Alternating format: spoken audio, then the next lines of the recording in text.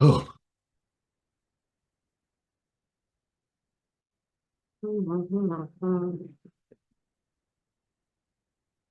Wait. Good ice. good ice.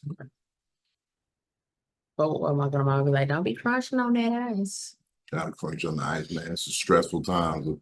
Had to have a drink, pour one up for the good homeboy, good Yes. brother. Mm, Salute, Fat Man Scoop, man. Rest in peace. yes.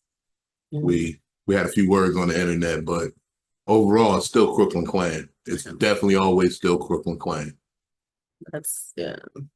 Man, Did you see the video? Like, I don't like the video. I don't like when people have videos of like people, like before moments before passing. mhm. And like he was at the concert and like he just passed out. But I was just like, it's everywhere. And I'm like, Yeah, the video was tragic. All I'm gonna say is, if y'all catch video of me falling out, fucking put it on Workstar. you know what? I stand my business. Put it on Workstar, because Listen. look, I put a video of me fall. Do I need to go back? Well, no, I'm not gonna put it up again. That But shit was funny though. I busted my ass. But your best response. Oh, I'm okay. Like it was just It's like, like oh, it's it's the like falling is probably like when you fall like in public though. Like you were at least in front of your house. Is that the fall you're talking about? yeah, Okay. that's the fall I'm talking Yeah. about. But like to be in public and like I remember this girl fell at the cafeteria in high school, middle of lunch, tray full of food, and just falls. I went to school with ignorant ass people. So it was horrible. I'm surprised she came back to school. I wouldn't have. Yeah, Niggas is ignorant. my my infamous fall at the skating ring, Branchbrook Park, 1999. Still is high on the list in the city of Newark. Same. They No, be waiting for me to fall though. They are so waiting for my downfall. It's not funny. well, you didn't fall on your Lime scooter in LA. Mm. You didn't do that. Look, first of all, You I didn't. don't even know what Corey Holcomb's big prime. That shit, what I was out there. Oof. I was busting wheelies and jumping and doing little trick X game shit, man. Look, I love the scooters. A lot of scooters are fire. Like they get a bad rep because I think a lot of people was just doing like nonsense. But I still don't know how you fall and break your arms. well, I can understand how you did because you fall and go to brace yourself. There's a lot of mass and a lot of momentum. It'll definitely break some shit. But my thing is, I need a little more power in those Lime scooters Just a little bit more. because it was zipping when I was going flatland. But as soon as I went to go uphill, that bitch stalled out. I had to throw that bitch over my shoulder and carry it up the hill. It was like, do you want to end your ride? No, I just need to get up this hill. Right now, this hill is that's hilarious. It was like, why'd you carrying that scooter? You supposed to be riding the scooter, not the scooter riding you. Nope. That's prime time right there. We gotta get up this hill. Do you have footage of you carrying? No, I made sure my cousin wasn't around getting no footage. What is that? Shout out to my cousin David J, man. Just imagine niggas just I'm all right. Like you all right? Like yeah, leave me alone. You know how everybody gotta ask questions. What do you mean? Like, no, I'm all right. Leave me alone. I'm quite fine. I just have to carry this. It stalled out, and it stalled out. It didn't even like, you know how sometimes you go on something, you got a little momentum to get you part way up. A little bit. Nah, as soon as that shit said upward, that shit stalled out. Oh yeah, they bad boy need like a little nitro in there on the hill, like like. And I don't know why it took me so long to ride one of those things because I be riding the little scooters at Costco and Walmart all the time. I call it my little motorcycle gang at a supermarket. I used to ride on, like when I was pregnant with Izzy, I was like, fuck it, I'm here. And that shit is so fun. I was like, what? 0 degree turn radius. You could bust an immediate Immediate. Like, why have I waited so long? Like, you don't even need to be handicapped to ride those things.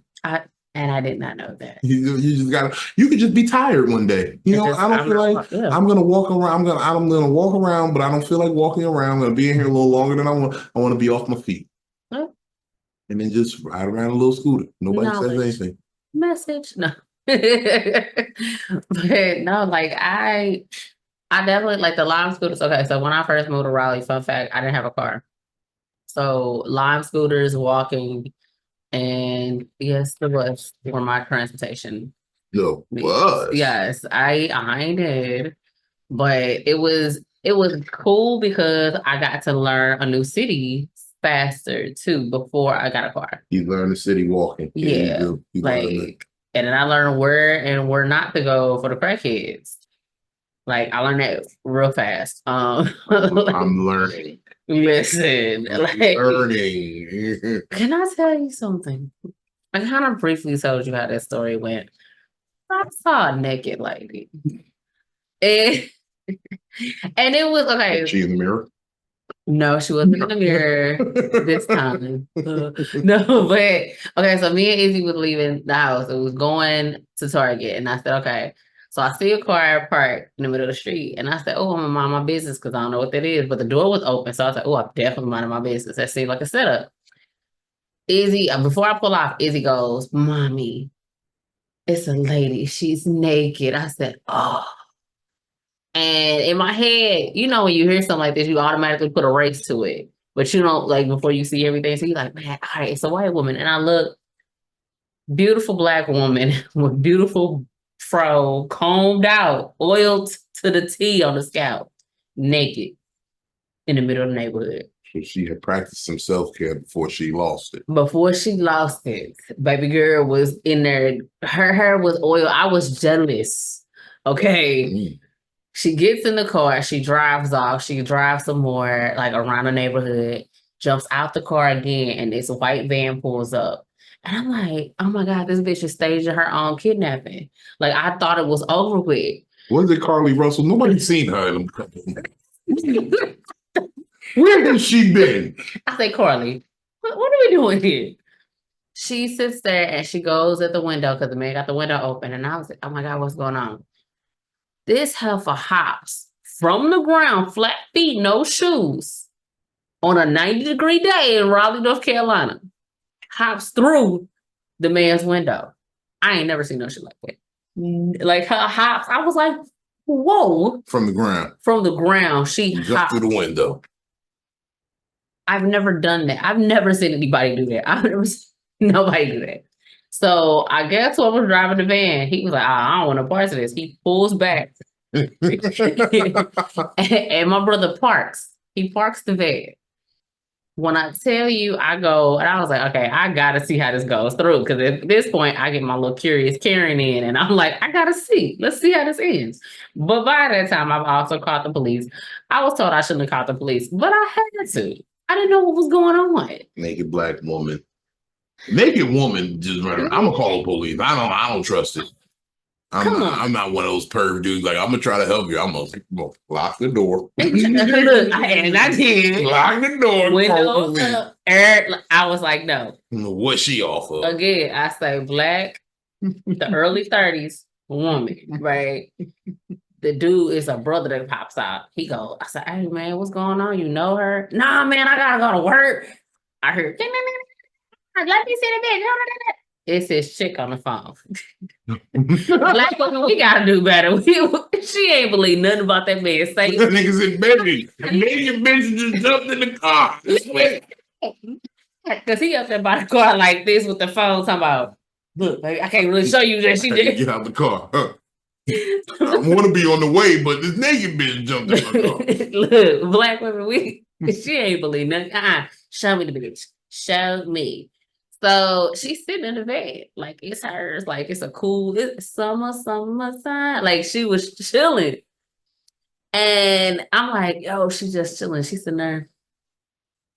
And I'm like, oh my God. So okay, we didn't call the police. Again, they sent our little Pepe. Pepe like 5'1". Who he policing? Don't send out no little man. He's policing 4 feet niggas. And I sat there and was like, what? I said, come on now.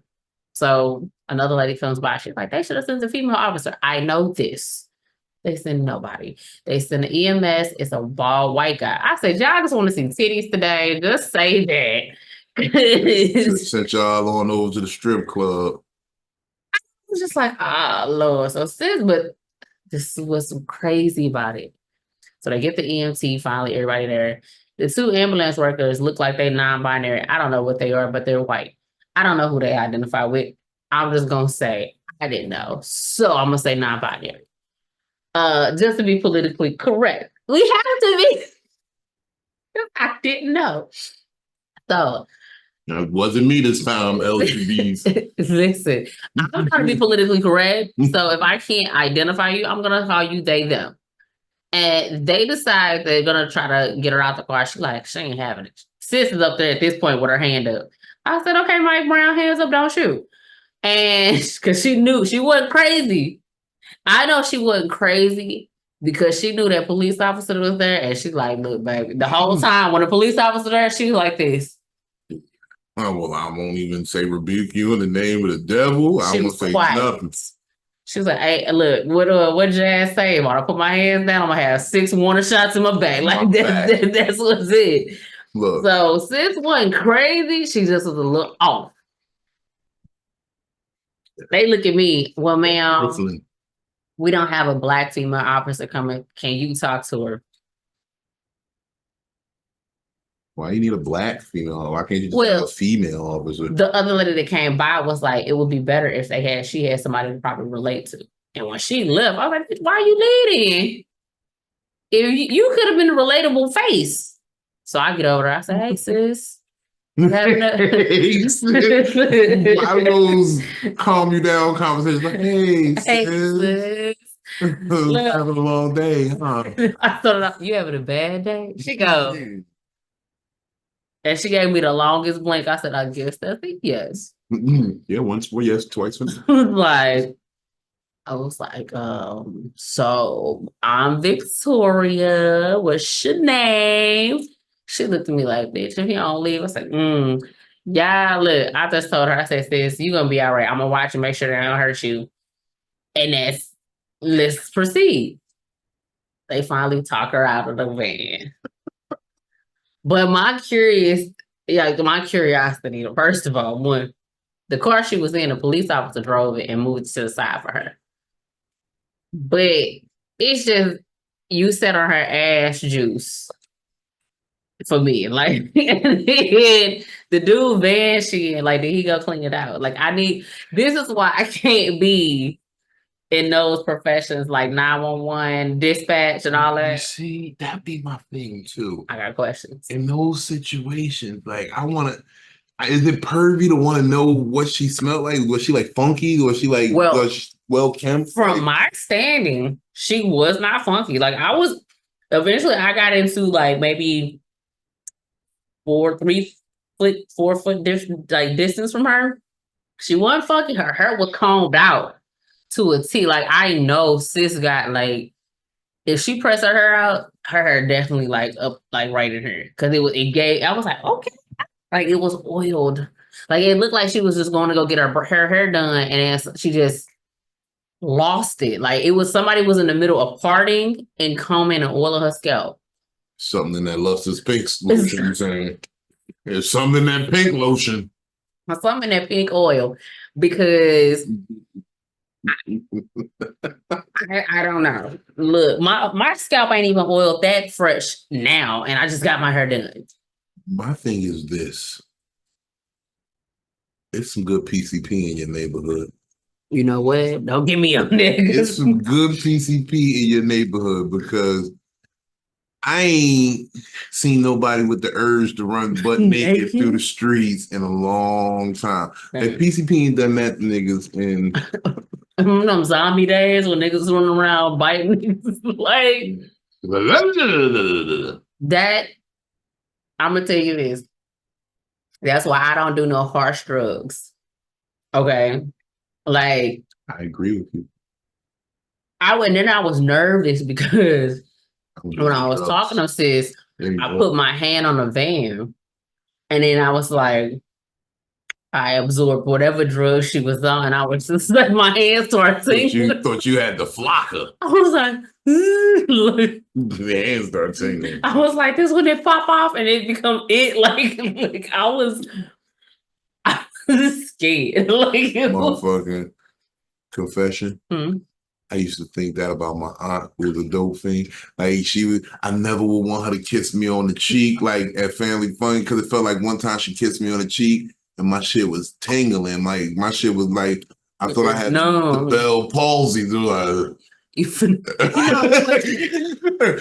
was like, God damn it, Maddie, don't kiss me on my cheek no more. Listen, but then okay, so fun fact, that story, I told that the first night it happened, like the actual day it happened, I had a show to do. And I told it, but I told it like it when I tell you that was the best like storytelling time I've had in my life on stage. And I was like, I ended it with like, ain't no joke to it. I just want to tell y'all what the fuck happened. Don't nobody believe me. And my sister didn't believe me until I faced her. Because I'm on the phone calling her. And so make a bitch outside right now. But this is the thing, my sister. This is the nigga that you don't like. If they said gun to your head, hey, first ring, answer the phone. Don't call my sister. Maybe like the third ring. So if you ever hear me like, I'm gonna call my sister, just know I'm finna call her like 3 times before she picks up. Mm-hmm. And then we have a long ass conversation. But she's like, girl, I'm like, I don't give a fuck what you doing. It's a goddamn fault. That's me as a sister, but I'm also a big sister, so but yeah. Big sisters. You know. But no, I wish I had a big brother, big sister. I mean, I have a big brother, but I hate being a big brother. My brother, no, I don't know what my brother did. I think he like relinquished his responsibilities as a big brother because that nigga be like, I got married to a big bitch that's a pain in my ass, and he's not a big brother no more. I love my brother, but he's not a big brother no more. Yes, that was straight to his wife of a beast. Wife of a beast. Wife of a beast. Beast of a wife, wife of a beast. She's all of it. Like my cousin, when he met her, mind you, my cousin East St. Louis finest. So this nigga comes in, he goes, hey, what's up, Lil Al? He goes, he looks at his wife. They say he looks at his wife and he looks and he goes, damn, she big as shit. Kid you not. My thing is you call him Lil Al. Well, he's 6 feet. Yes. That's not little. That is. He's one of them 5'11" niggas. Like, I'm 6 feet. Nigga, you 5'11". Shut up. But then that's crazy because I'm 6'3", but I'm considered tall. You are because you're over 6 feet. My brother is literally 5'11", 3 inches. His wife is 6'1". Right, let me take that back. 3 inches means a lot, fellas, to some ladies. But I'm gonna give you this. It just mean everything. His wife is 6'1". Hold on. Oh, okay. You didn't say that. Yeah, that's what I said. She's bigger than him. Well, she's a big bitch. When I say big bitch, I mean big bitch. Like my cousin. He got the Big Shirley vibe. Big as a mother. I was like, he was the one when Cole was like, Big Shirley. He was like, that one right there. Like, forget Tish, forget Gina, forget Pam. I want that. He was, yep, chicken wings and everything. She got her lashes big, her hands big, her face big. She just can't see her lashes and her face is big. Every time she probably gonna be like, bitch, I thought we was cool. We not cool. If she ever says this, we not that cool. Like, we was never that cool. I just tolerate you because you're married to my brother. For 10 years. 10 years. Yep. And he has not once been on a domestic violence call. Shocking. That's crazy. 10 years. Because I shake the hell out of that bitch. Like, little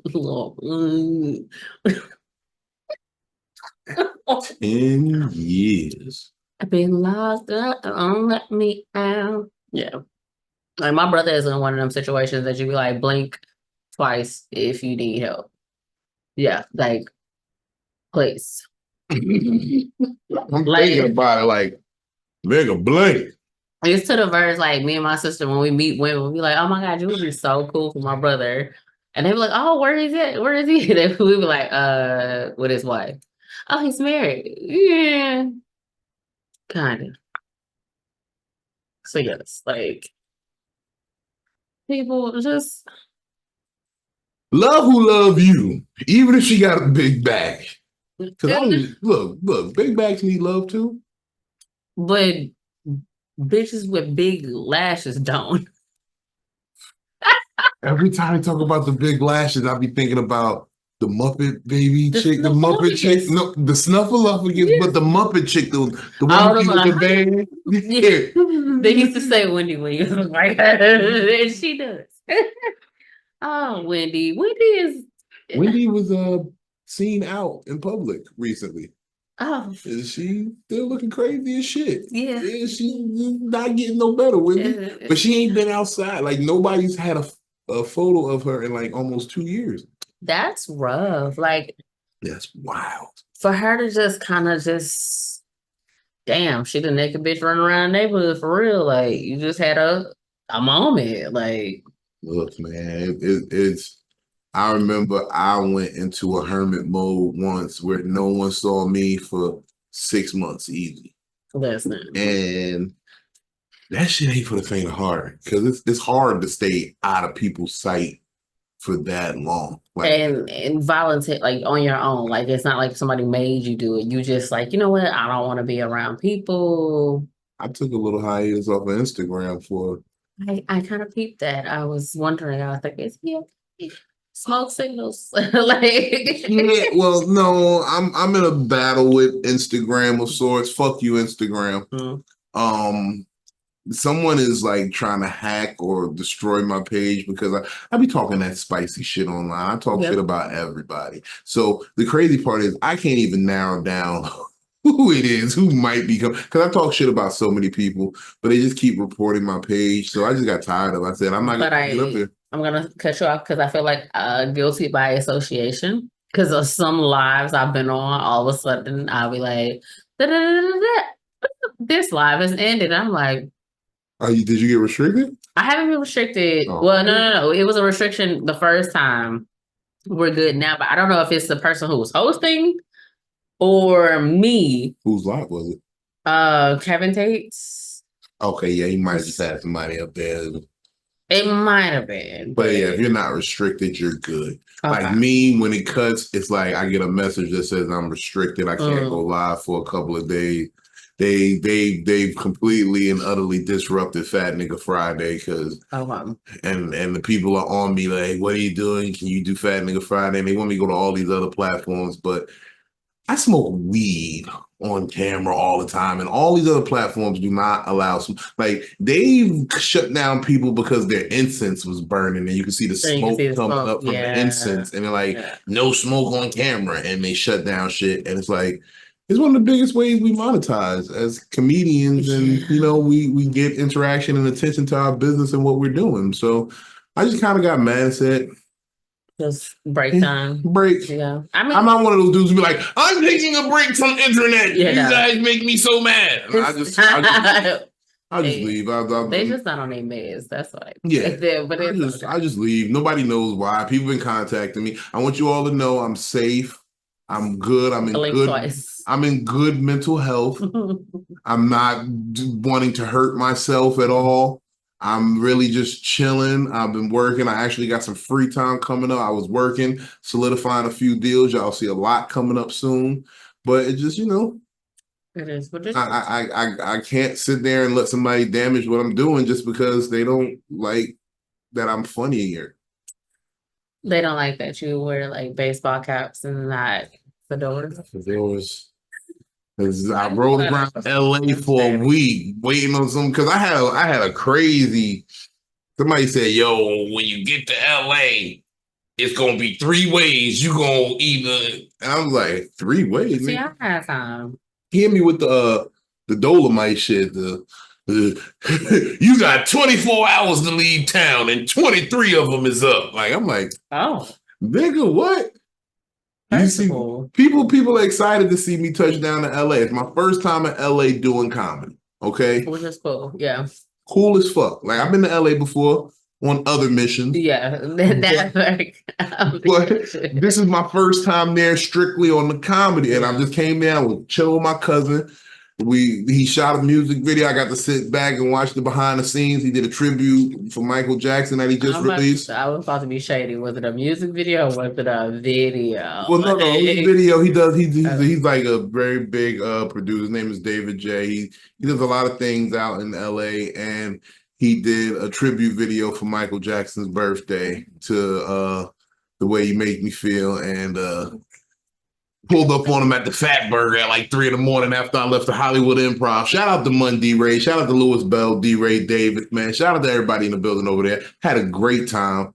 They got a little taste of that Vino action. That's nice. Like, And that's good. Like, that's a good setup of LA. Like, you touchdown. My cousin was like, he was talking, he talked cash shit because he know I don't really talk. I mean, I do talk cash shit, but I'm not braggadocious on myself. Are we talking about the Vino? No, or? Vino talks shit. He will talk shit to you religiously, but he doesn't tend to brag on himself. Gotcha. He doesn't like what he does on his day-to-day. People look at it and be like, that's amazing. But I look at it as just another day in the office. Gotcha. You know, so he was like, nigga, you touched down at LA at 2:00 and you was on the Hollywood Improv stage by 10, nigga. That's the word. Yeah. Yeah. And I was just like, look. I mean, you did what most people, I mean, hell, live in some of these cities and don't do. Live in the cities and don't do it. You got people who will come back 3-4 times before they say, all right, I'm gonna do it now. But it's like to be able to do it in your comedy era of life, like that's different. Because like you said, I've been to LA, but I was on something totally different. Whole different, man. And if I go back now, it's like, all right, let's go. Let's get it. Let's get something going. Like that's how like my mission to like New York and everything will be the same concept. Like I have to get there and be. Put you on the spot. You're gonna go to Harlem Nights. Yeah. Well, Harlem Nights is simple. It's an open mic for real. It's just one of the most popular open mics in the city. Like it's every week, and they do this thing called the Bell. Shout out my homeboy Rashad Bashir. If y'all never seen him, check R Bashir Comedy on Instagram. He's fucking hilarious. He's been doing this. Him and his partner do this parody where he plays Stephen A. Smith. His Stephen A. Smith is undefeated. Yeah. But he runs this room Monday nights, every Monday. Like it's 6:00 sign up in New York City. And at 6:00, that show will go from 6:00 till damn near 10, and it will be entertaining every fucking minute. I love that. And then they do this thing, so it's a competition as well. So every time you say something funny, you get a bell. So they'll be like ding, ding, ding, ding, ding, ding. If you tell a joke and it's really good, ding, ding, ding, ding, ding, ding, ding, and they count your bells at the end. And whoever has the most bells takes the money. It's only like $20, but shit, $20 is something. It's gas. It's something. Look. If you got a little special at some of them gas stations, you get gas right up like to like 5 cents off, 10 cents off. $20. Shit. I just got this. Now I got a gas card, y'all. Shit, in California, $20 is 4 gallons of gas. That's it. When I saw that shit said $5.50 a gallon, I said, I'm glad I am Uber and lifting around town. And you know what? My weight loss journey is on point right now because my cousin drives an Alfa Romeo. And I'm not sure if y'all are familiar with this small Italian sports car. But my big ass fit in it comfortably. And I put the seatbelt on. Okay, cheers. That was fuck all you haters. Look, that's what matters. I'm out here slimming down. Look at my neck. Listen. And see, but for guys, though, it really don't matter for y'all. Like, yeah, it do. It matters. For women, it matters more. I mean, I'll give you that. It matters more, like, but it definitely matters. I'm gonna put it into this perspective. Okay, you grew up similar time period, so you remember the movie Adventure in Babysitting Land. Mhm. Remember the guy who played Thor? Yeah. Or the Thor-like character. Mhm. You know he was in Law and Order, right? That nigga got 5 chins in Law and Order. But not once has nobody said, well, he was Thor. I had a crush on this little white man because he was like, here's your hammer. And I was like, oh my God. And I saw him. He looked like the villain in a scary movie now. He used to play Thor at one point. And not once does anybody tell him, you're looking a little thick, you gained a little weight. None of that. And still gets roles. Yeah. Rihanna has 2 babies. Oh, Rihanna's gained a little weight.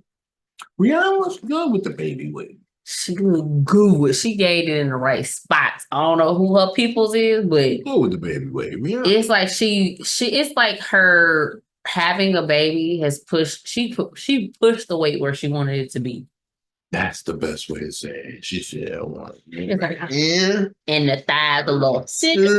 Cause baby, them is not the same thighs. They weren't not the same thighs. Mm-hmm. Them is church's thighs. There was KFC thighs earlier before back in the day. She did churches with the gravy and the Popeyes biscuit. Just not. Oh.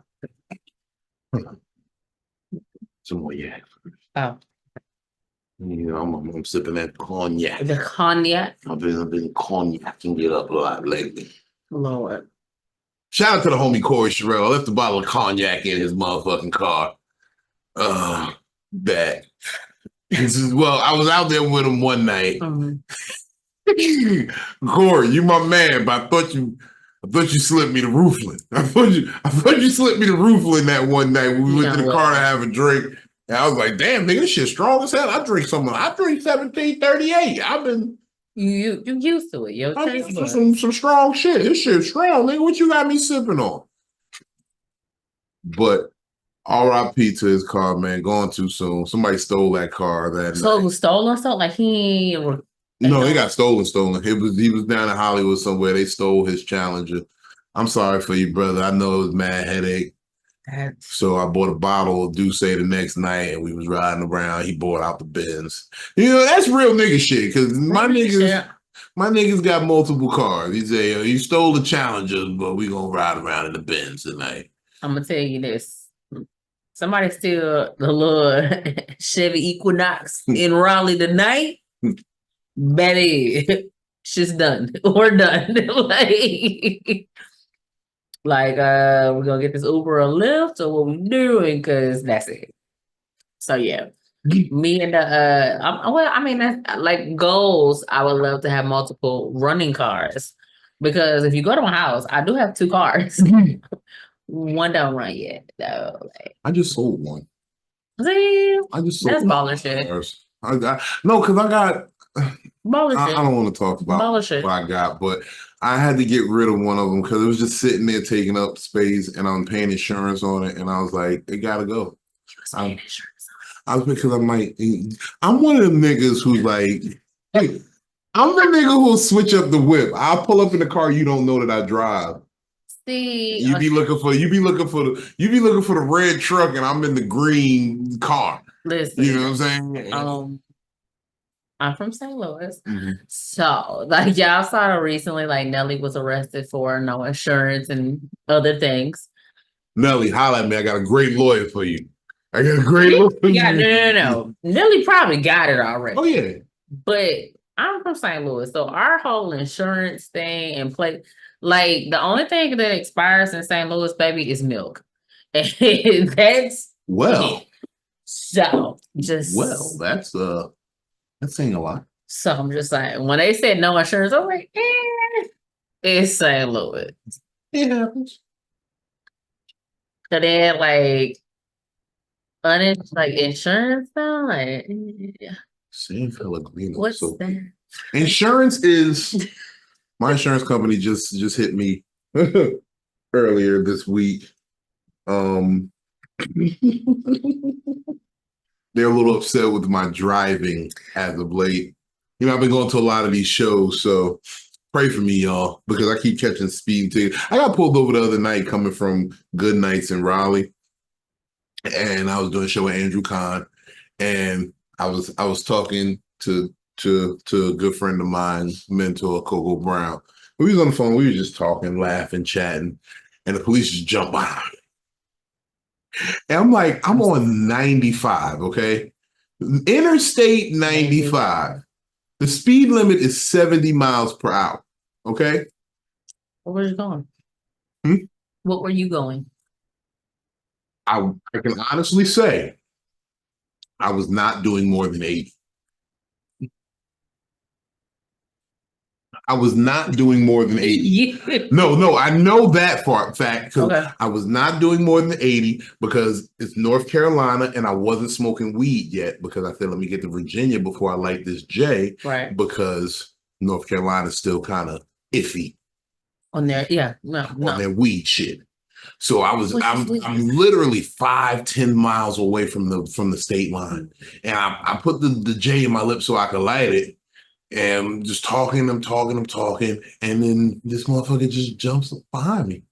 And he pulls me over. But luckily, I hit him with the so what I do some nights before the club is I have my insulin syringes ready so that I can just take them after the show because I'll eat at the club or something. Makes sense. So I had the insulin syringes in my visor. And when I went to look for my paperwork, the insulin syringes fell out.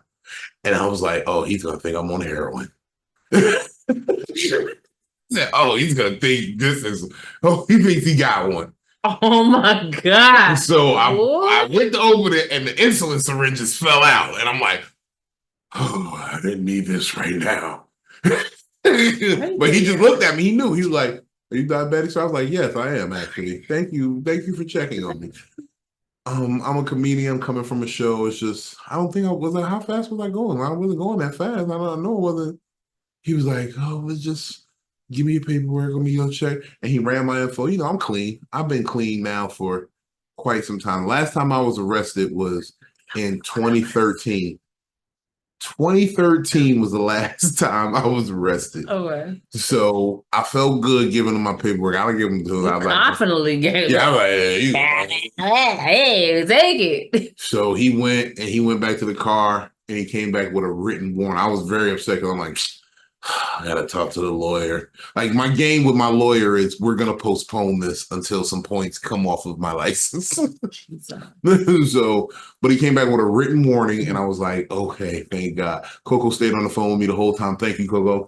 That was love. That's a friend. She stayed on mute so that the motherfucker didn't even know he was being listened to. That's like you need a person like that. Definitely need that. So that if the shit just start going left, you could just motherfucking you just come out of nowhere and be like, what y'all doing to this nigga?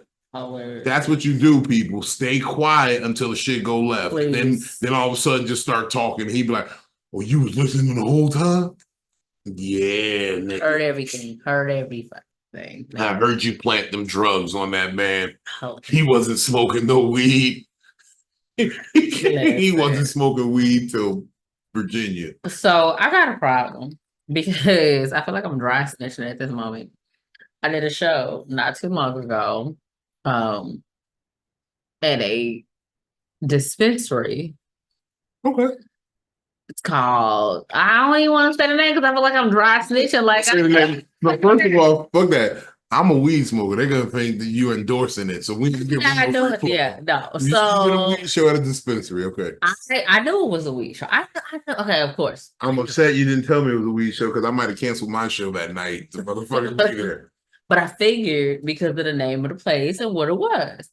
So I get there and I'm like, ooh, sober me, because there's no liquor. There's nothing here. There's water and infused other stuff. With weed shows, there's generally no liquor. That was sad. I have not smoked in a very long time. One, I'm gonna start off with the truth of it is I stopped smoking because my baby daddy needed me to pee. So I was like, oh my God, the supportive. I was a very supportive girlfriend. About that. It's a very supportive girlfriend. And that's why I stopped. So, like, because me and him It's dangerous, though. No, it is, because what if they tell that nigga he pregnant one day? But you gotta make sure, ladies, that that's not what you know, like, you gotta you pass your drug test, but you're pregnant. yeah, and that actually happened before. Yeah. So we was always nervous about that, but we really weren't, because we knew, like, you gotta know, okay, ladies. But when it comes down to it, that's the reason why I stopped, for real. And then I was just like, you know what? I got really high off of some like chocolate shroom shit.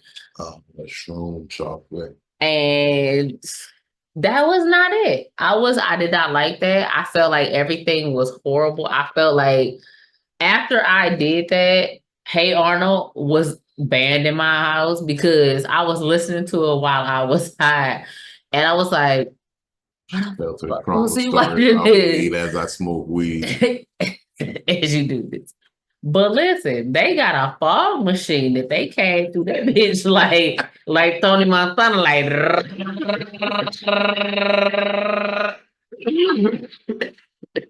I kid you not. When I had that look, I said, "Oh shit, it's in my look." I got like, cause being this one guy who was cool, we had clear air. We was up there smoking, and we was like inhaling in the corners. Clear air. We was. You had clear air. It was clear. You over here like this air right here, and it's fine. And then a couple came between us and was like, "Yeah, we gotta stand over here. Like, if y'all smoking, go up there." They're like, "Yeah, come in." Shane came back there. I said, "Oh," I said, "This is it. This is over." I go outside. I'm trying to like exhale it out of my lungs. I'm trying to do everything. Get all the smoke out my lungs. I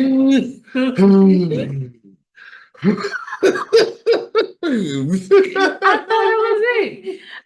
Listen, but this again, why I do not smoke weed. I do not smoke because I get paranoid and I'm like, oh my God. And this was an hour away from my house.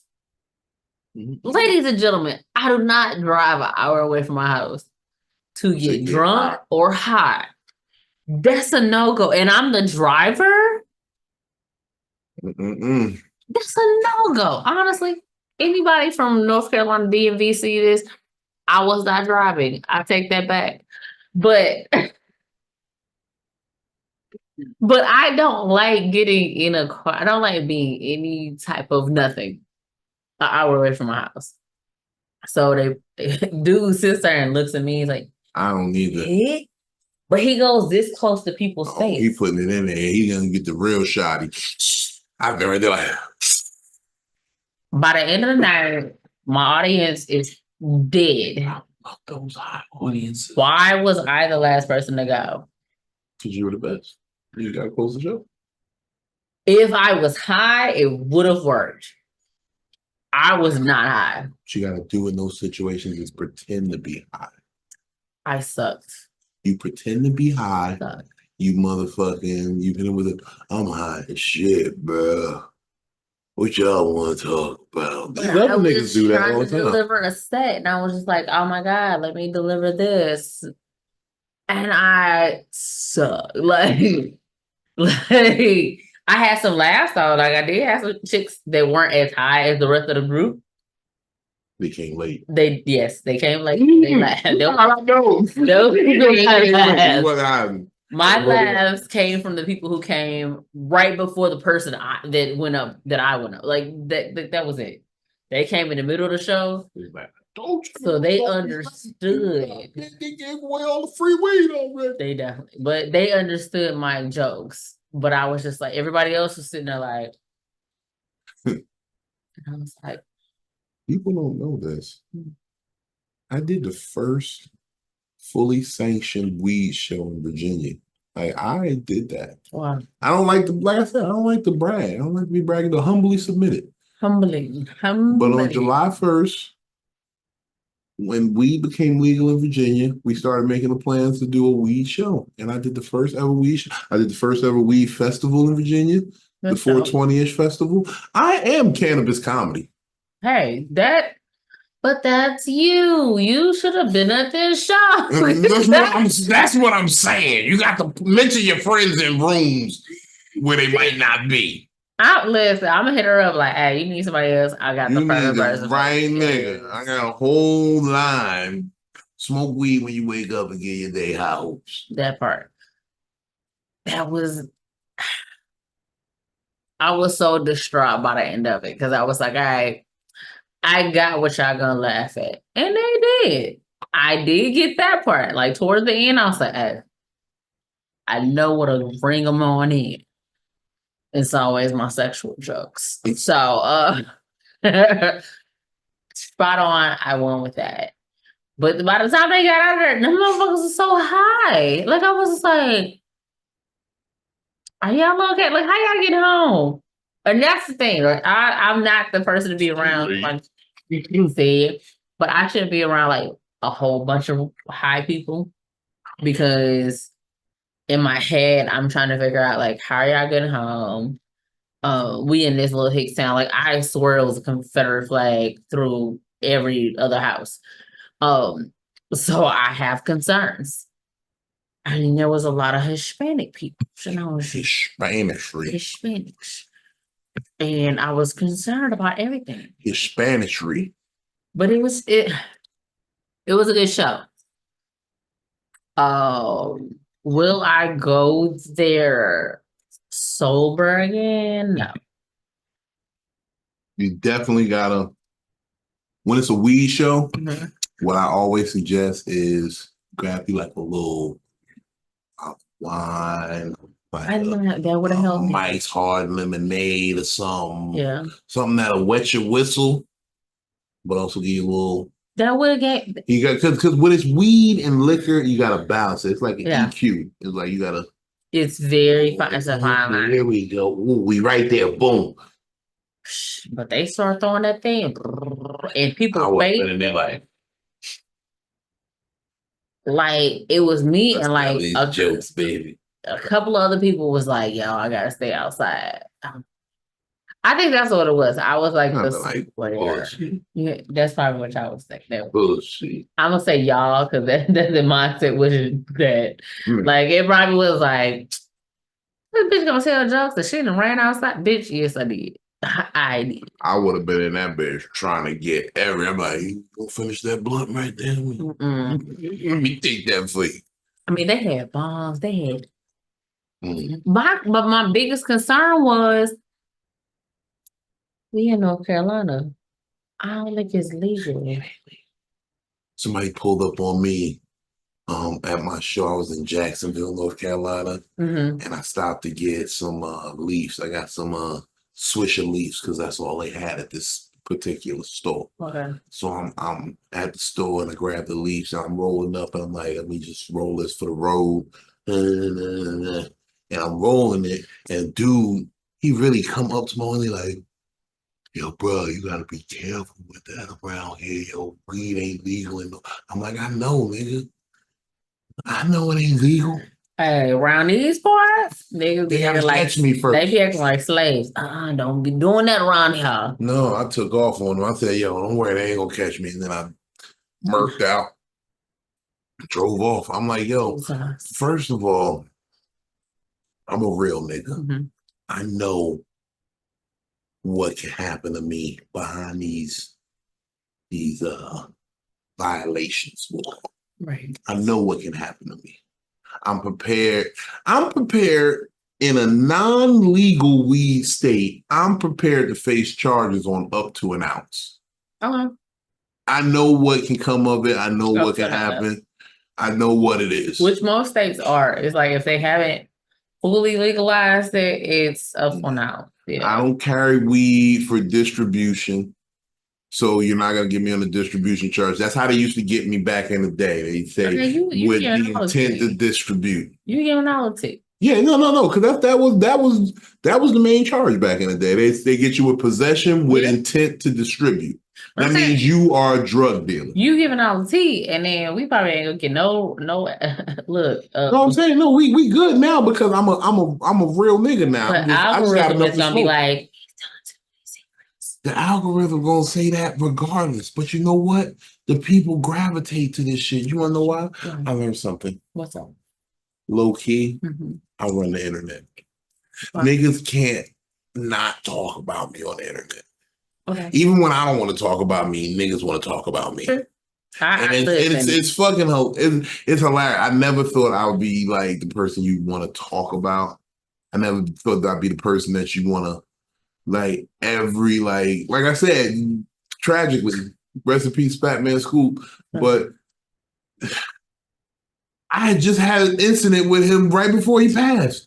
He was talking about a situation that had to do with me, and I'm like, bruh, where is it that Fat Man Scoop is talking about Big Vino? Like that's and for Fat Man like that, for him to even want to entertain the conversation. A question about me. That shit was wild. I'm like, they like, bring the nigga Big Vino here on the live. I'm like, I'm not coming to Fat Man. You want to talk to me, come to my live, Fat Man. But it's like every time I hear Fat Man Scoop, like I want to get hype. I want to start. Yo, that interaction was hilarious. I think I might post it. I might post it. I might throw it in right here. Maybe if I throw it in right here, that means I found it.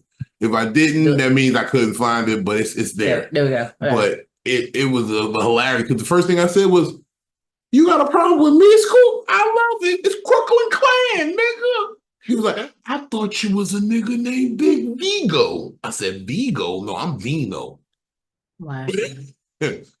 And we was able to hash it out. It was crazy that I had to show the nigga my chart before. You know what I mean? Like that was wild. I never thought I be telling y'all all these things. Like I never thought in 1998 that the nigga I was watching on Comic View would want to fight me. I never thought in 1998 when I was listening to Hot 97 when I was in New Jersey that the nigga on the radio, Fat Man Scoop, would be talking to me and wanting to see my chart and be like, yo, you sure you ain't got? Nah, bro, I ain't got nothing, bro. Look, the bitch lying to you. Here's my chart. Look, I just had testing before the beginning of the summer. I made sure. I wanted to make sure I was clean because that was my game for the summer. For the hoes, I was running up showing them my chart. That's what I do. Put it on your shirt and get it printed. Look, all STD free. Let's get this, baby. We don't need no rubbers. No, I'm kidding. Wait, you know what? We don't need no rubbers, baby. Lord Jesus. But that's wild. I mean, for that to be the interaction with Fat Man Scoop, though, that's historical. That was wild. Please find that. I'm definitely gonna put that up. I mean, it's definitely we definitely gonna find that, and it's hilarious though because it's like niggas are on a journey right now. You know, I was talking to Coco, like she's been really mentoring me a lot lately, and like our conversations are getting way deeper as of late, where it's like we're talking about the depths of comedy. And she said some profound shit to me because I was in a dark place where it's like I don't know if this is really for me, just the whole business, the industry shit of it. I just want to tell the jokes, and I don't know if I'm built for all the side shit with it. Right. But she said, you gotta love this shit more than it hates you. That's believable. Like that. You gotta love it more than it hates you. I say I understand that too, and especially being a female, because especially from her perspective, being a female, and my perspective of being a female in this industry, is she said that out of pure love because I'm seeing it, and like I said, I haven't been in it as long as you have, but I've been in it long enough to see that as even a female, we gotta love it more than y'all, because This shit hard for y'all. it's super hard and we don't get the acknowledgement. Traps. Yeah, like we don't get the acknowledgement. Like it's always, oh, a female comedian or a female. Like I finally did a show that was happened to be the Weed show, but it was like the first time we weren't introduced as, oh, another female comedian, another female. Like it was like a comedian. Like that's how we were introduced, and I'm like, I get it. Like I don't even like to bring up the sexuality of a comedian in my but some people do. I know, and that's why I work very hard to be like. I mean, you have people who refer to comedy as a fraternity. I've said that before. I'm guilty of that. I know. But no, like, and I get it just because fraternity kind of just rolls off the tongue, you know, because it's a patriarchal society. But the correct term is sorority. If we're going to say it, it's a fraternity sorority mate. So a lot of your, I just say secret society. Yeah, and that I like all that. All we want is trust. I like that. Like your secret society of comedy. Yes, I love that. Because I don't feel like it's just, hey, it's just, you know, based off of men, women, them, they. Like it's all of us. So we don't have to include and say, well, we have transgenders and we have comedians. Yeah. And that is the biggest thing that I'm trying to like. I talked to a comedian the other day and I was just like, you know, like she's a female, of course, but I felt like for her to want to talk to me, I was just like, damn, like me? Like, I'm new to this. I'm a toddler. I'm crawling. Like, but people will see your perspective and want to get some insight. And that's what she did. She did want that. And I love that. I love that journey. I love that wanting to talk to me about it. But my perspective is I really want to talk to more female or like comedians that are females that have children. So that's what I want to see more of, because I want to see more of, we have to sacrifice even a little bit more. So that's what I want to get more around those comedians, because as a mom, I think we sacrifice a little bit more than dads. That's just me. My perspective, my point of view. So, yeah, go ahead. But I agree. I still like with Coco saying like you have to love it more than hate you, and just because this game comes with it's gonna hurt your feelings over and over again. But I mean, think about it. That's growing up. That's life. I've never been in an abusive relationship until I started doing comedy. But I mean, you know what my problem is in comedy? My problem is that I've been a real nigga most of my life, and I've been working to channel my anger and make sure it goes into the right avenues. Like I go to the gun range often. Nice. Because the gun range allows me sort of cathartic in order to get that bullshit out my system. Right. You know what I'm saying? Like get that anger, get that hostility, get that venom out my system. So when I be confronted with certain situations in comedy, I want to fight. Like niggas be talking to me like niggas be talking to me crazy like, and that I understand. Like you can't get punched in your mouth. But I understand that, and I understand it because when I like my personality is like that. Like, don't come at me and think I won't fight back. Like I'm a fighter, but I'm also a lover. So it's like I hate when people like, oh, I'm a lover, not a fighter. No, I'm both. Oh, you the fighter. I will. You was talking about that. What was that incident with the windshield wiper? I don't recall. Niggas never recall.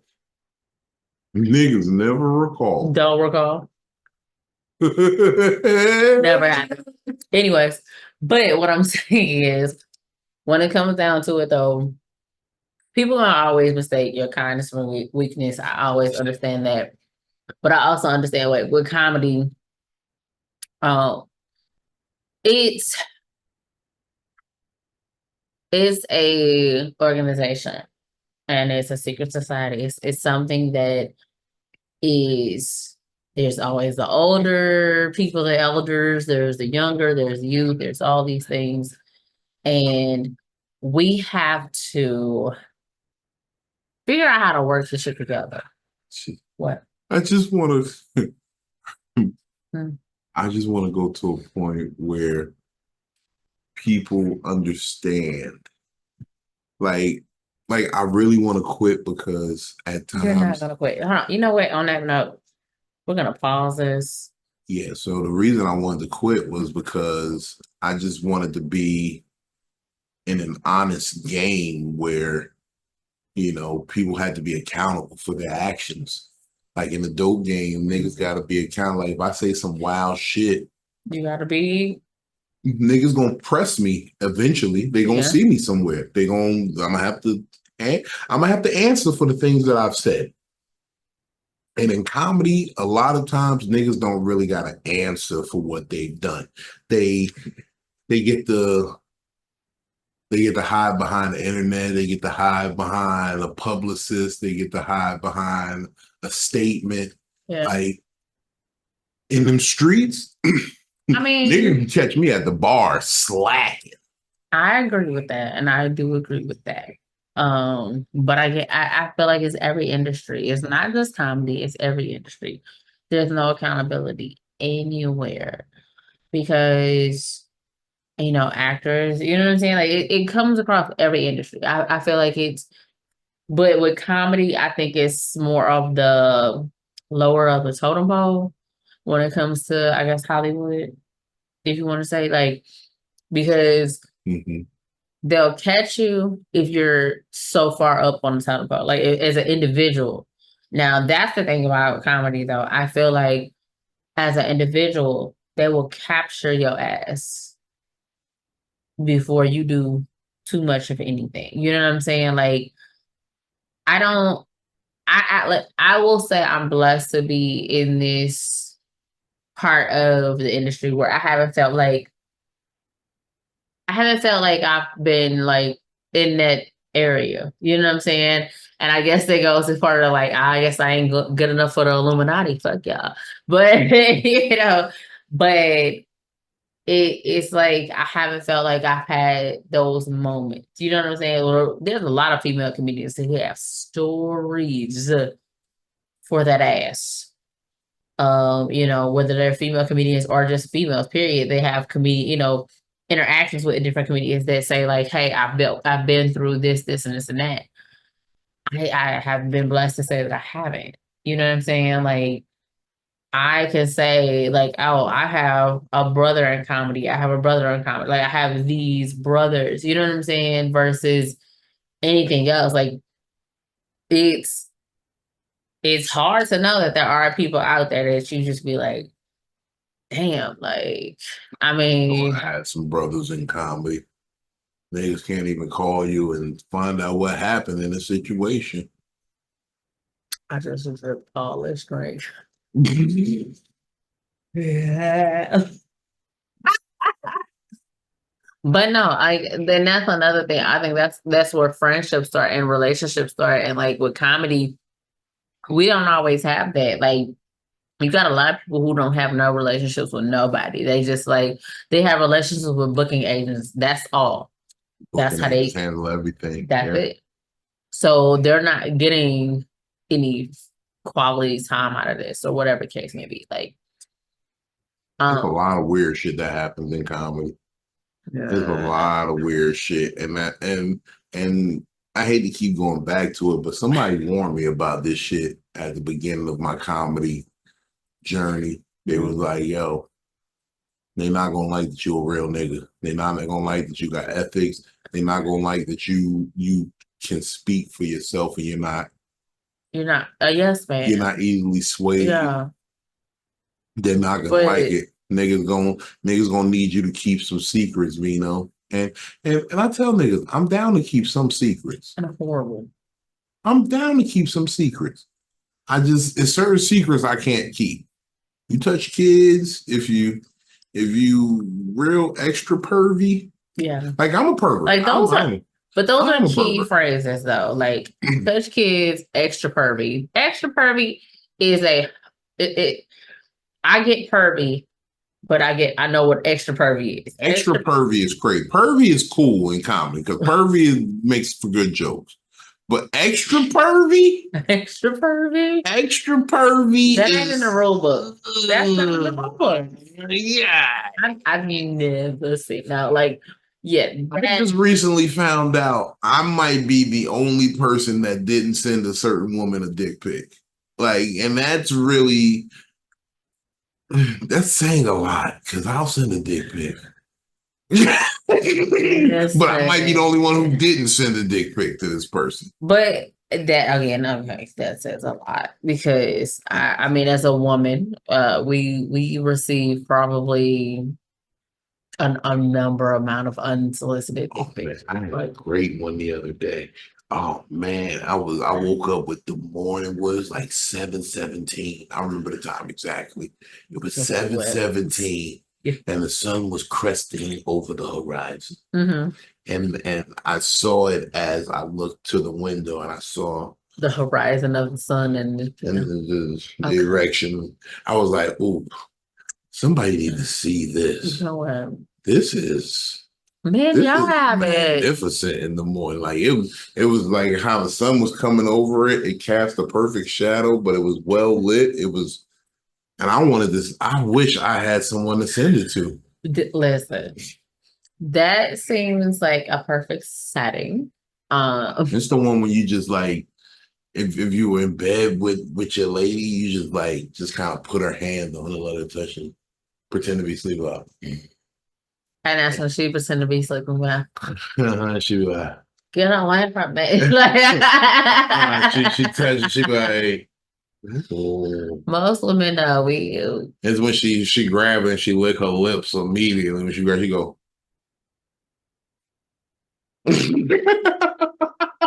First of all, ladies, we know how we are. Morning time. Well, I'm not a morning person, so that's just not gonna happen. Mm-hmm.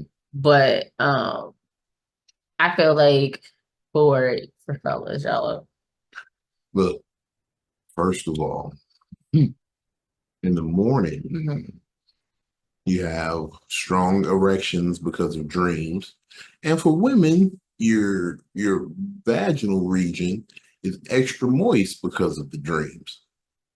So it's always a good time in the morning. Like that in the morning, coochie. I think there's more pregnancies because of in the morning coochie than because don't touch me in the morning because of afternoon or evening coochie. You like I tell people specifically, you see how I drink at night, you got me. The morning, don't touch me. I'm still sleeping. I'm still like this. That's it. I'm dead in the night. You got me. And you got me. You got me. You won, baby. But in the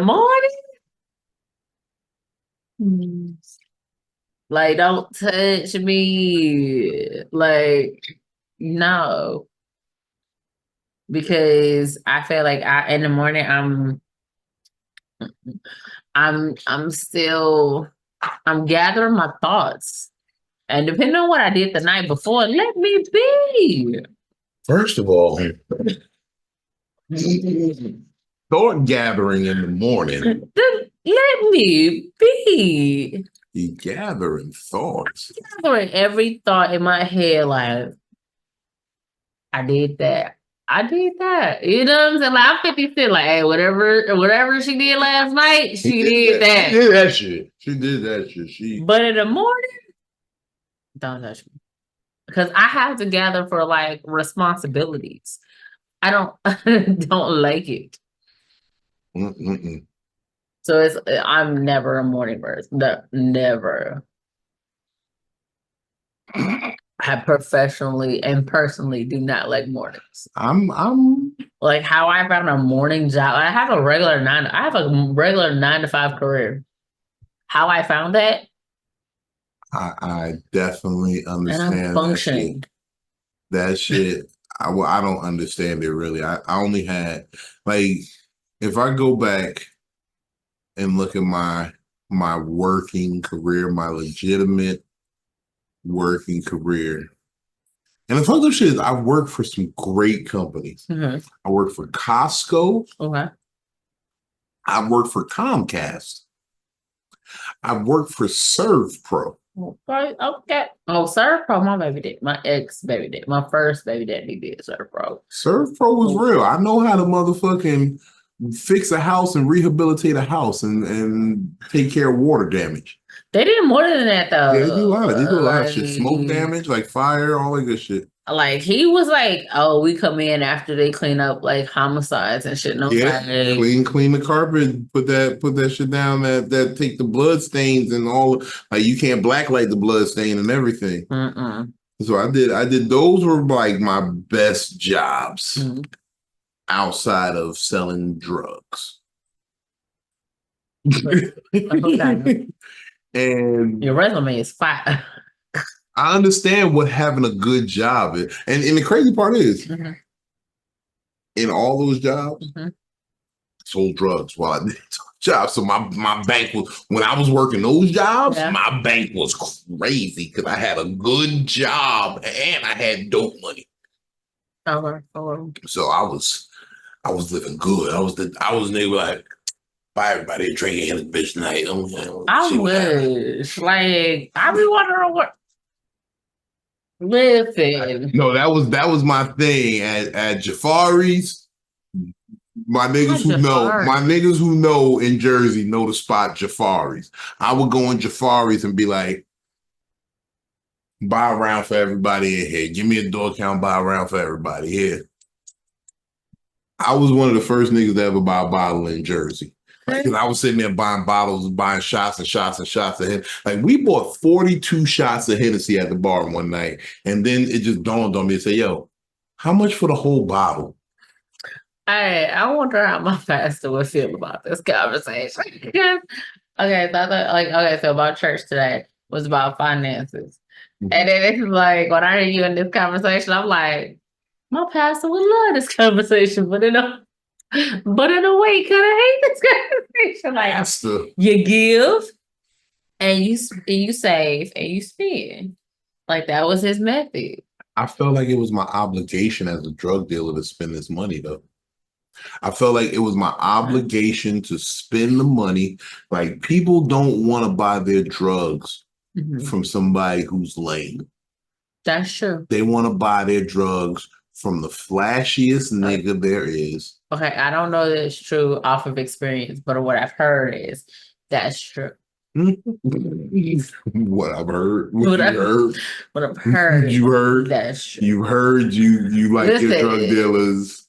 I couldn't make it through a damn show with weed, so you know it ain't coming from me. I actually tried to be one for like You were trying to deal with for 6 months. It was the horrible 6 months. What were you so? I was, and the main dealer was my cousin, and it was horrible because he was coming to me at family functions like, "Bitch, you want my money?" And I it was horrible. Biggie Small said, "Money and blood don't mix. Like two dicks with no bitch. You find yourself in serious shit."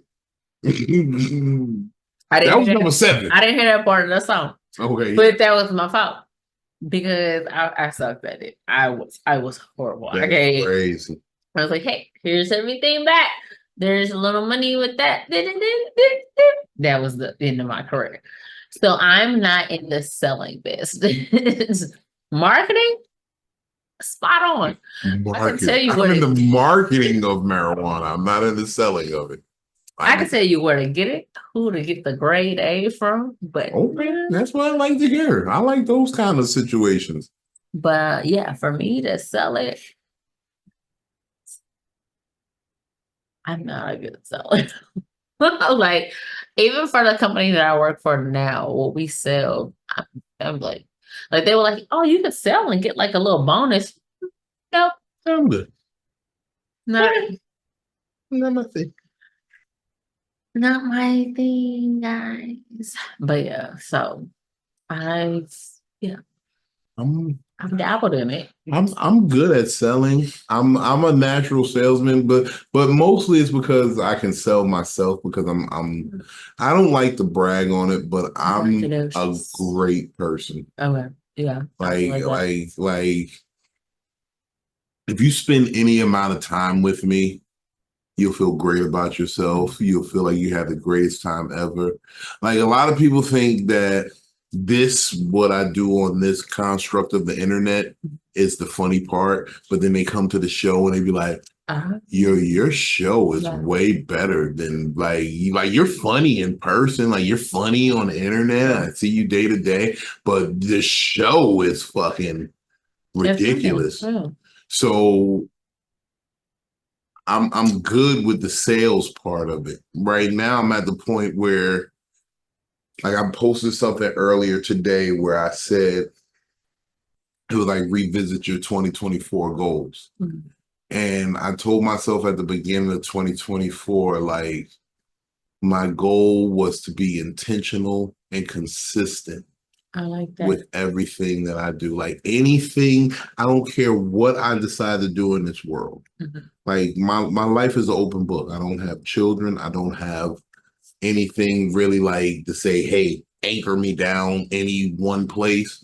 But my goal is to be intentional and consistent with whatever I do. So that's why when you see me on live, you see me on the internet, you see me at shows, like I'm consistently intentional about the things I do. That makes sense. I And mean, I'm trying to bring that to everything I do. Like I'm hoping to have a woman one day so I can be intentional and consistent about her because I feel like maybe she'll be very happy. that's if But you don't have like people running her off. That's very true. That's very true. I got a lot of situations going on out here in the streets, but I feel like my intentionality and consistency will make up for any bullshit because like I feel like this. If you are consistent and intentional about what you do, it shows what you're willing to put into it. Because a lot of niggas be like, they do shit accidentally, they do shit, matter of factish. Matter of fact, I like that. Matter of factish. That was that. Okay. Yes. Fun fact. Okay. Fun word I had today was bequeathed. Was a word. Pussy fart. No. I love those bequeaths. Well, you ain't you eat the pussy and then bequeath at you, nigga. No. I did that on a joke. I said I was eating some pussy and I burped, and the crazy part was the pussy burped back at me. No. Okay, fun fact. Bequeathed was a headline that I read from ABC News, and it was like a woman bequeathed a condominium to former President Donald Trump. And it means to pass on. I was like, bequeathed. She passed it on to me. Shit. That win was religious. That shit was. But she bequeathed on I me. instantly went to Google, like, bequeathed. My eyelashes. Bequeathed is a word, and it means to pass on. I know what bequeath means. But I did not know it. Bequeath is a great word. I'm looking for, and the funny shit is, and this is real ass shit. I'm looking for someone to leave my shit to because it's open enrollment on my life insurance and I don't know who to give. Like, so, right? Those of you who know me, I have a very specific plan for my final remains. So, right, what I want to happen is, upon my death, I want to be cremated immediately. I always talk. No, this is some cool shit. I don't like talking about No, but it's some cool I don't shit. think I want that. Look, I want to be cremated immediately. Mhm. I don't want nobody carrying around my big ass body. Right? I want to be cremated, and then you take my ashes and press them into a diamond, because they do this thing now where they press your remains into a precious stone. Yeah. And then I want that precious stone to be placed in a butt plug. And the woman that truly loves me, just put that butt plug in once a year on my birthday, so I can be a pain in your ass one more time. Just one more time. If you want to fuck with the next nigga, you want, I want to put my little butt plug in on April 15th, and then you fucking him, cool. That's the only way we're gonna get a threesome, because I don't want. This is why I know why wills and last will and testaments are so low. The Yeah, percentage of because the niggas want shit like this. this one we First of all, I think that's romantic. I want to be with you on my birthday as long as I can. no. You don't want to just put me in and play with yourself on my birthday. April 15th, you say, you know what, I'm gonna drink me this bottle of wine. I'm gonna go put Vino in my butt, and I'm gonna break out the old rabbit, the bullet, the rose, whatever, and I'm going to bust a big one. I feel like that is romantic. That is the proper memorial for me. Like for my whatever memorial service you decide to do, you don't got to put me in the butt plug then. You can just have the actual precious stone and just put it in like a box or something. But then have me transition to where I need to be for my final rest. At that point, Is that too much? Is that too much to ask? that's not a lot. That is. And real talk, my motherfucking life insurance policy is probably worth about $150,000 right now. This shit's only gonna take about $10,000. So whoever decides, you up 140. And you probably gonna make a little money off the funeral show. Because I've already set it up with the club to do a funeral show. You got merch for sale, nigga. I'm done. Like, if you want to do some merch, just be like butt plug on a t-shirt, be like final resting for Big Vino. I'm done. That'd be dope. And you make some money to get you right. Just like I understand it now. Because after going through everything with my people during COVID, I understand that the money isn't it's gonna make up for the people we lost. Right. But it do help. It helps. It do help when you over there and you feeling some type of fucked up, and you can say, I'm going to Jamaica for a little bit. It helps. It helps. And that's all I want from whoever loved me. You got $140,000 to go do something nice for yourself, and all you got to do is once a year on April 15th, just. And you probably gonna like it, because if I fuck with you, you probably did some butt stuff before. If I fuck with you, you probably did some butt stuff before. Ow. No, I'm just saying. This is real talk. Okay. If I fuck with you, you probably did some butt stuff. And it's cool. We don't judge. So everybody knows the woman who walks around with the diamond. Yeah, whoever got that diamond in their possession. Hey. Look, I love you too, baby. Wherever you may be, I love you. Thank you for cherishing my motherfucking memory.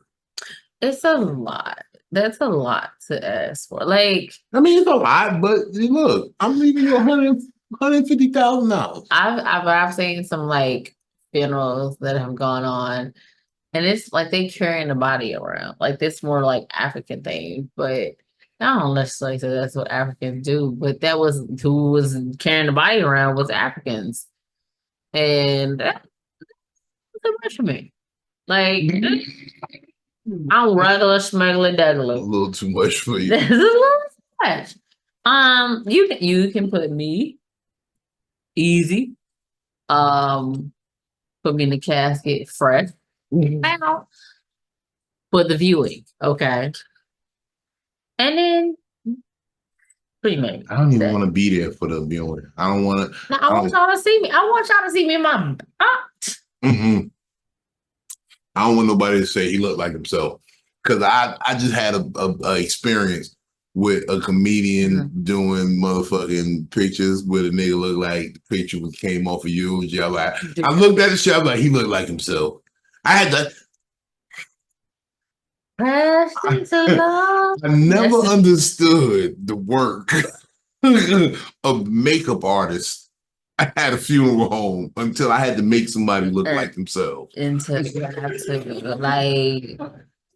The nigga said, the funny part about it was when I booked the nigga for the show, I said, send me a picture. Let me get something for the flyer. Let's get it right. The nigga sent me a eulogy picture. It looked like this picture looked like it came with the baked chicken, the macaroni and cheese, the cabbage, or the string bean, and you can have a yeast roll or cornbread. You can't have both. Either or. You can't have both. We limited. And if you get the cornbread, I mean, you can't get the yellow cake. You got to get the chocolate cake. That's it. Okay. And the nigga was sitting there telling me, man, yeah, man, I'm trying to get right, baby. I'm trying to do, and niggas don't be calling me how they used to. And I'm like, nigga, because they thought you was dead. You dead. Yeah. They saw the picture you sent and they thought it was a eulogy picture. I'm gonna say I saw it and I thought it was a memorial. I was like, oh, y'all know a memorial brunch? That's crazy. Like memorial brunch. I didn't know what was going on here. And like the crazy part, the nigga's funny, but it's just, bruh. You gotta update it. You got to update your headshots. Yo, for anybody who watching this, young comedians, I'm still a young comedian. New, young, whatever. You should get a new headshot at least every 2 years. At least. Like, just show update what your face look like, because we age. This is what everyone does. Every single person on this planet Earth ages. Would you? Well, not me. Niggas showing niggas got their picture from 98 Comic View. Yeah. Niggas is bald now and got a headshot with a hairline. Head full of hair. Niggas is bald now and got the headshot with a whole solid line. You should not be doing that. Don't do that. Unless you can guarantee when you come in, you didn't. Niggas got headshots with 8-ball jackets on, cross colors. And the 8-ball jacket is crazy. Like niggas got pictures with throwback starter windbreakers on. That's nuts. What are you doing? The Charlotte Hornets shit, nigga? You wildin'. Matter of fact, they got headshots with jerseys with niggas that don't even play no more. If your jersey nigga didn't retire, the nigga on the jersey retired. When you took it, he was active. He was the MVP. And when you it's now he's a Hall of Famer. He's a his bust is in. If he put on a yellow jacket for the ceremony, damn it, throw the damn picture up. My nigga. Y'all niggas is out here with these old ass headshots. Don't do that, man. Don't do. Why is your headshot in black and white? Why is your headshot in black and white and everybody else is on the color? With a vignette. If you got black shading, the vignette is crazy. That's the little circle, the little dark circle. The vignette is crazy. Why does your headshot have the vignette? Don't do that. So I don't care, young or new, whatever. Veterans. You say 2 years? I say No, I'm gonna give you 2 years. I'm Every not year. gonna say every year because a year you can kind of play it off. But if you're an active comedian, if you're super active into this comedy game, and this is not necessarily like a, oh, I do it every now and then. You need to do this every year. It's Kevin Hart says every now and then I just take pictures. That is Just cuz. Just take pictures. Just get a couple of new looks and figure it out. Because you change. I believe that. You change. Because like of course you changed. One, I mean, like, look, these braids might not be here next time y'all see me. I've changed. I'm from when I first started comedy, this whole thing has gotten gray since I've But started could you comedy. imagine if all your headshots was fully black? And then everybody Then I like, show up with the gray shit and they're like, nigga, like, oh, I see people show up all the time at shows and I'm like, they don't look like the same person. who is this nigga? I did a show this weekend with a nigga who don't look nothing like his headshot. That shit was crazy. I'm like, who the fuck is this nigga? Like, That nigga walked up like, Big D, man, it's one pleasure to meet you. I'm like, yeah, nah. You gotta look who at the least fuck similar. is you? You gotta look at least similar. No, these niggas don't look nothing like what they had. Like, if you still got a hairline and you ain't got one no more, let it go. Females, we change a lot of hairstyles often, very often. Get a hairstyle that shows your face very well so that even if the hairstyle changes, we know your face. Like, I'm listen, it's a lot now. Okay, I will say this: when I had my purple wig on my little, I have a lot more white people who don't recognize me because they don't. That's a cultural thing. That's a cultural, yes, because they think we all look alike, but naturally we really don't. So, but it's been really fun though. I love doing it though. Like if I know it's a white show, I'll send a different hairstyle than what I'm wearing. Like on some fun shit. Like that's the nigga that y'all didn't think was gonna show up. But I will say for us, for females in this comedy game that we're in, we need to find something neutral and more, like I don't show it all. Like, and I know I got all that, but hey, we do it. We do it. You know, craziest shit. Who's that? I thought that the worst had came of it with Diddy so far, but his problems is just starting. Like, go ahead. The feds on that boy, man. They want all digital anything that happened with Diddy, anything about recordings, anything that Diddy has done. Man, when the feds is on your scent, man. I saw him walking on the beach and I was terrified by that. I was terrified by everyone on the beach. Like, how? Like, I heard he gave back Hampton all their money. Like, oh, he gave back Howard. He gave back Howard, not Hampton. Howard. He gave back Howard all their money back, and they gave back. That was the money. They gave back his money. They said, "We don't want your money." Listen, it was an even exchange, baby, because they made sure they had nothing of their man's left. That was real talk. Because I don't know how y'all feel, but I don't know how you feel. But I think like when I gotta give somebody money back, I don't like it.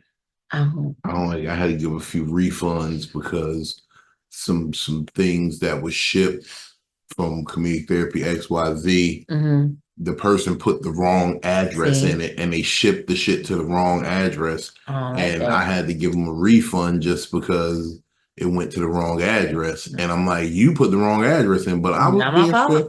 I gave it to him. I didn't want no arguments, but I don't like returning money. I don't like returning none of it. Figure it out. You better figure it out, because to return back like $2 million, that's a lot of money. That's a lot of money.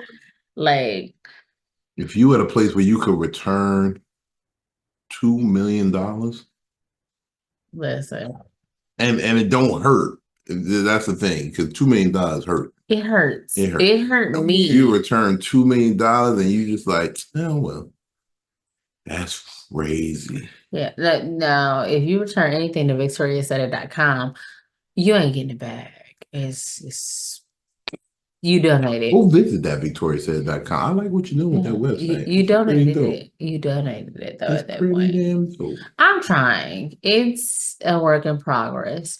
Because it is mine from the ground up. Like I manage social media, I manage websites, I do all that.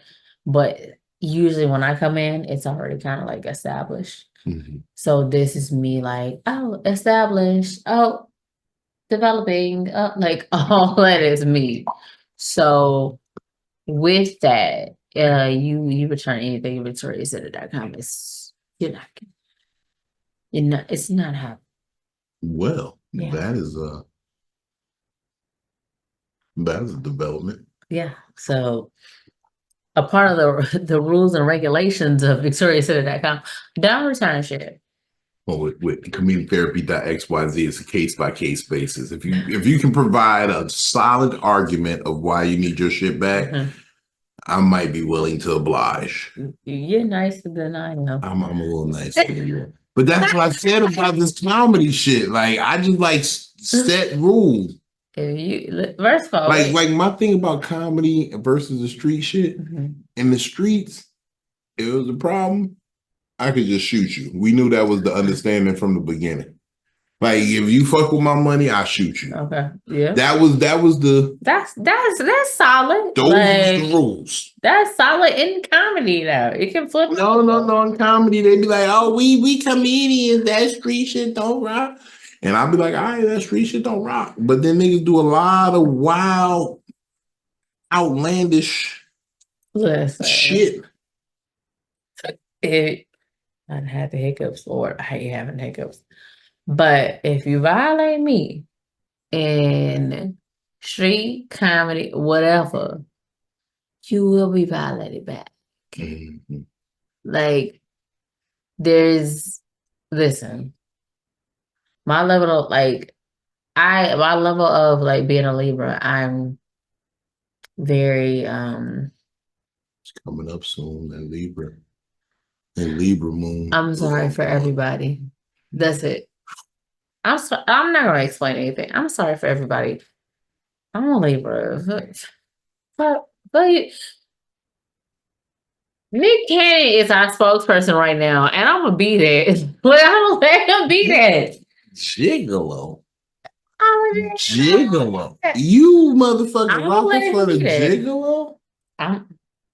My cousin said I'm wrong for it, but I'm gonna let Nick Cannon be that spokesperson for Libras. I'm just saying. Nick Cannon and Cardi B are our spokespersons if you want to really think about it. Hold on. If we want to go down a line, Kim Kardashian is a Libra. Ooh. Cardi B, a Libra. Nick Cannon, a Libra. Will Smith, a Libra. So all the niggas with violent past are Libras. Because Cardi B threw the mic at the one nigga. Will Smith smacked the nigga. Nick Cannon, we don't even know what Nick Cannon been up to. He just violently one dance where he was like, this right here. I'm high and I'm drunk. Okay. So what's going on? You got when is Haymaker coming back? That's the word on the street. That's what I hear from everybody. The Haymaker. What is the Haymaker? .com. That's it. Because when it comes to the haymaker, I have to, of course, talk to everybody. I'm not the owner of it. I'm not the bartender of it. So I have to talk to everybody. I don't want to talk to people. So I have to figure out when everybody wants to talk to me about it. But we're gonna have it back. It's just this is my summer vacation. This is my like y'all remember when school was like back in the day though? Like you didn't start school back until Labor Day. Like the Monday after Labor Day. like after Labor Day, you knew Labor Day would hit on that Monday, and then the next Monday that was your birthday back. Cool. So where do we miss? Where do we go? It's Like it's these new niggas. Like, These new niggas. They back in school at the beginning of August. 16 new niggas, because I don't like that. Like August, I even told my So it's a whole nother holiday in the summer. Izzy's preschool, so hers is like a more private preschool. I told them she will not be starting until September 10th. So I like that idea. That like of course with the oldest I can't start college differently. But college and classes count. You paying for those. Listen, she already got a refund check. So let me hold something for the hoes, get it. You know. But remember my first college refund check for all the Air Force Ones. Me a college refund? Stomping in my Air Force. I stayed we had in St. Louis, we had a store in the Loop called Our Soul. Our Soul was every Nike, everything you wanted, we had it. Mm-hmm. And I was, before it was an influencer thing, I was an influencer.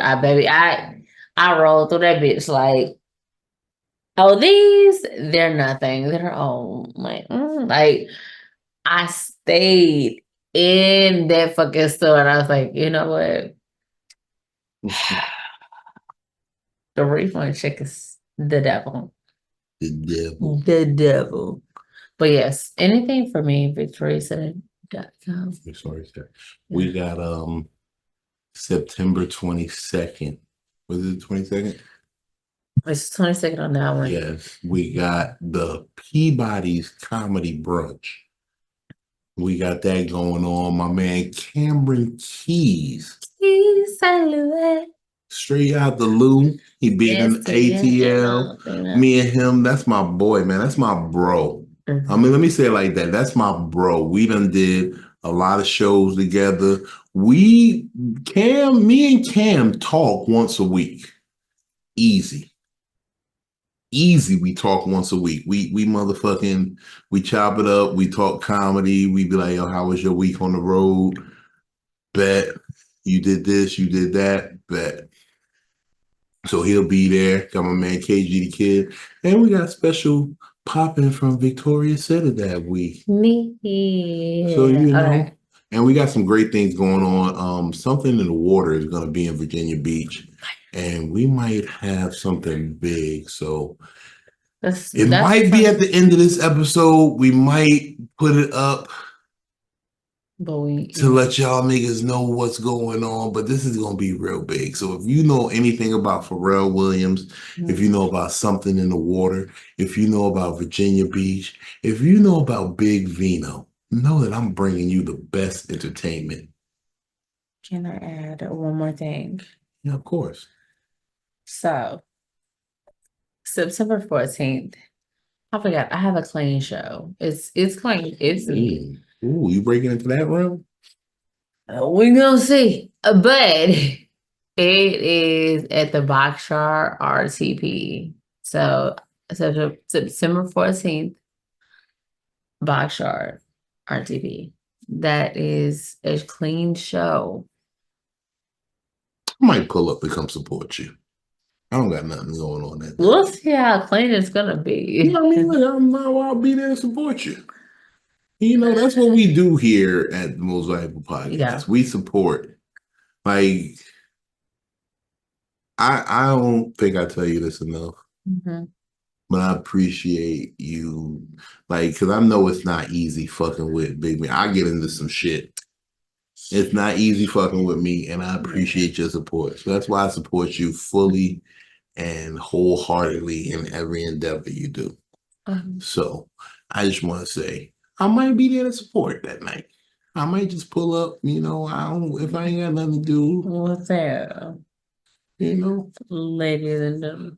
But no, like that's cool. I mean, like I said, this is new for me because I haven't really catered to a clean set, so we'll see. know. Yeah, but that's it. Yeah. Well, that's what we got going on. I got more dates coming up. They'll probably be last minute. Like I said, October's looking great. September, we got a few dates open. We're gonna make them happen. Tune in to ComedicTherapy.xyz for daily fedora smashing.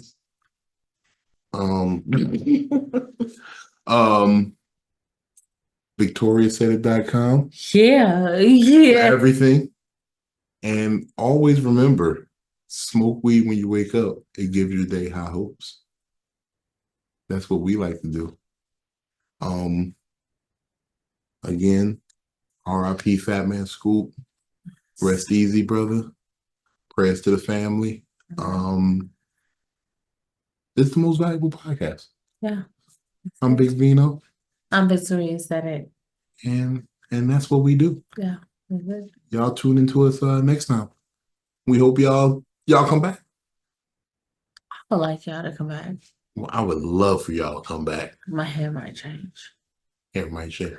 My hair might change. I'm working on this mohawk thing. I saw Marlon Wayans do like this mohawk. I've been thinking about it now. I'm thinking about being an old nigga with a mohawk. I'm gonna do the Usher fade. Lord. Okay. All right. I'm gonna holler at y'all, man. Smoke weed when you wake up. It gives your day high hopes. Peace. I stand on business.